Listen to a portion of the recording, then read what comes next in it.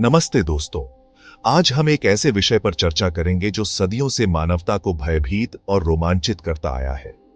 आज हम बात करेंगे एक ऐसे टॉपिक पे जो हमेशा से लोगों को डराता भी है और एक्साइट भी करता है। कलयुग का एंड और दुनिया का विनाश। कलयुग का अंत और दुनिया का विनाश एक ऐसा विषय है जो न केवल धार्मिक ग्रंथों में वर्णित है, बल्कि विज्ञान और दर्शन में भी इसका उल्लेख मिलता है। यह सिर्फ भविष्यवाणी नहीं है, बल्कि खुद के बारे में सोचने और स्पिरिचुअली जागने का भी टाइम है। जब हम प्रलय की बात करते हैं, तो यह केवल विनाश की नहीं, बल्कि आत्मचिंतन और आत्म जागरण की भी बात होती है। हमारे शास्त्रों में कलयुग को 4 युगों में से आखिरी और सबसे ज्यादा अंधेरा वाला युग बताया गया है। यह वह समय है जब धर्म का पतन होता है और अधर्म का बोलबाला होता है। ये वो समय है जब धर्म बिल्कुल खत्म होने लगता है और अधर्म फैल जाता है। समाज में अराजकता और अव्यवस्था का माहौल बन जाता है।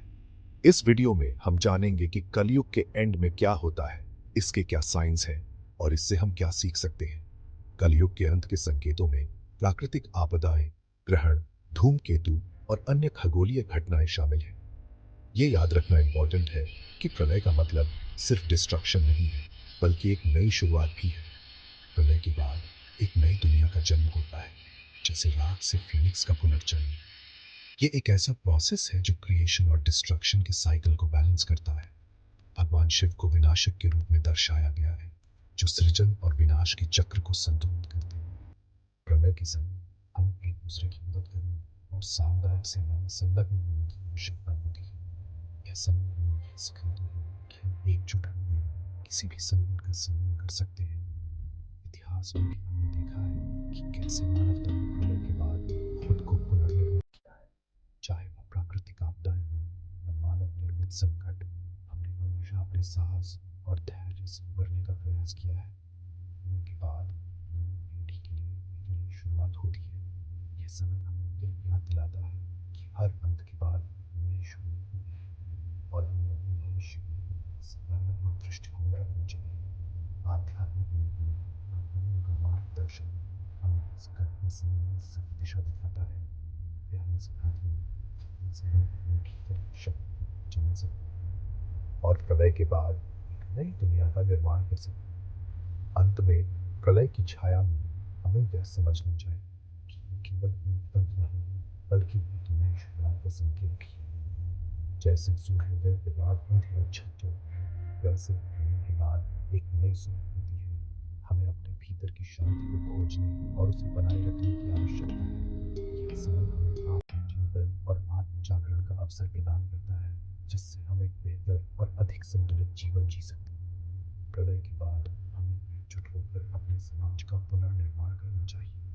यह समय हमें यह सिखाता है कि हम एकजुट होकर किसी भी संकट का सामना कर सकते हैं और एक नई, बेहतर दुनिया का निर्माण कर सकते हैं।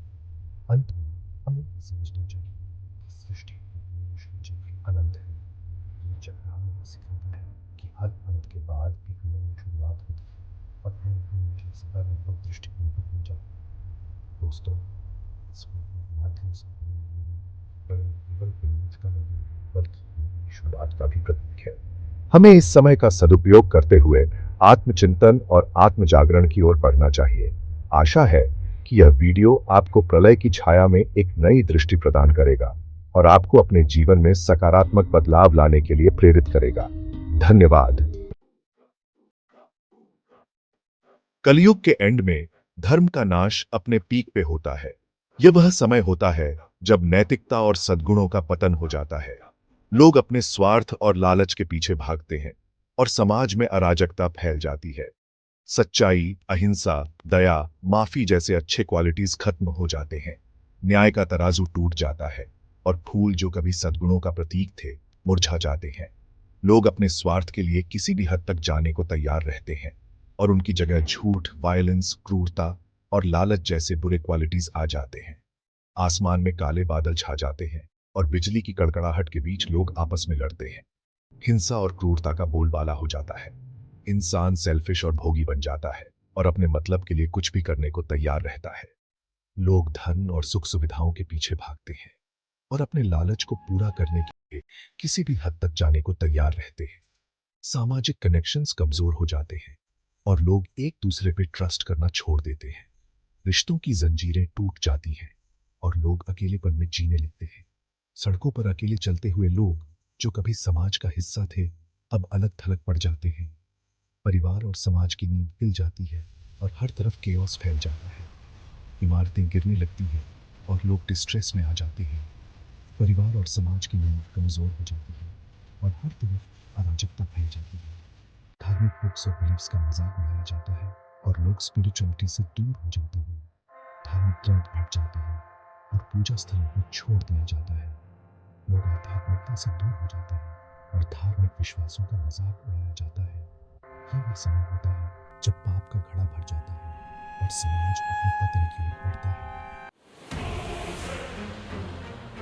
धर्म के खत्म होने के साथ साथ नेचर भी गुस्सा दिखाने लगती है। नेचुरल डिजास्टर्स जैसे बाढ़, सूखा, अर्थक्वेक और स्टॉर्म्स आम हो जाते हैं। क्लाइमेट चेंज की वजह से मौसम का साइकिल बिगड़ जाता है और क्रॉप्स बर्बाद हो जाती है। अकाल और भूखमरी जैसी प्रॉब्लम्स आती हैं और लोग बहुत परेशान हो जाते हैं। नेचर का ये गुस्सा इंसानों को जगाने की कोशिश है, एक वार्निंग है कि वो अपने काम सुधारे। कलयुग के एंड में इंसानियत का पतन अपने पीक पे होता है।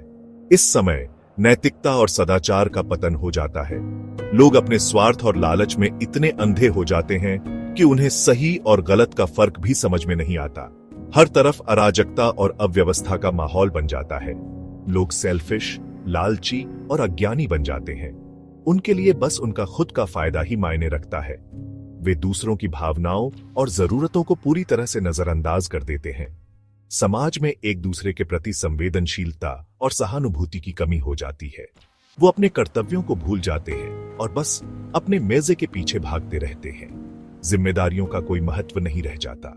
लोग अपने परिवार, समाज और देश के प्रति अपने कर्तव्यों को भूलकर सिर्फ अपने सुख सुविधाओं की चिंता करते हैं। इस स्वार्थी प्रवृत्ति के कारण समाज में असंतुलन और अव्यवस्था फैल जाती है। एजुकेशन का लेवल गिर जाता है और लोग अंधविश्वास और गलत रीति रिवाजों में फंस जाते हैं। शिक्षा का महत्व कम हो जाता है और लोग तर्क और विज्ञान को छोड़कर अंधविश्वास और झूठी मान्यताओं में विश्वास करने लगते हैं। इससे समाज में अज्ञानता और पिछड़ापन बढ़ता है। मॉरल वैल्यूज खत्म हो जाते हैं और समाज में अन्याय, अत्याचार और शोषण बढ़ता है। नैतिकता और सदाचार की कमी के कारण लोग एक दूसरे के साथ अन्याय और अत्याचार करने लगते हैं। कमजोर और गरीब लोगों का शोषण बढ़ जाता है और समाज में असमानता और अन्याय का बोलबाला हो जाता है। इंसानियत का यह पतन कलयुग के एंड और प्रलय का एक मेन रीजन बनता है। जब इंसान अपने नैतिक मूल्यों और कर्तव्यों को भूल जाता है तो समाज में अराजकता और अव्यवस्था फैल जाती है। यह पतन प्रलय का कारण बनता है, जहां प्राकृतिक आपदाएं और विनाशकारी घटनाएं मानवता को समाप्त करने के लिए आती हैं। इस प्रकार स्वार्थ और अज्ञान का बोलबाला कलयुग के अंत का प्रतीक बन जाता है।